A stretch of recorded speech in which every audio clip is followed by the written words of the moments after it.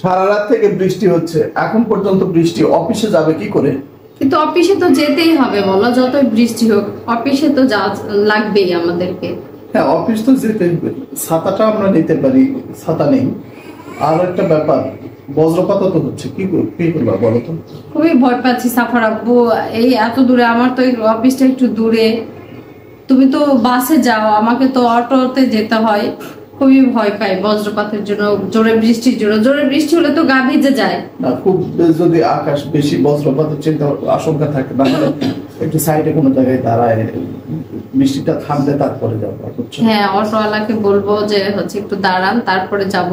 সবারই উদ্দেশ্যে বলছি, আমরা খুব সাবধানে অফিসে যাব। আর এখন তো বৃষ্টি ঝড়ের মধ্যে বিদ্যুতের তার কিংবা অনেক কিছু ডাল ভেঙে টেঙে পড়ে, এই জন্য জোরে ঝড় উঠলে কিংবা বৃষ্টি হলে আমরা একটা জায়গায় দাঁড়ায় যাব।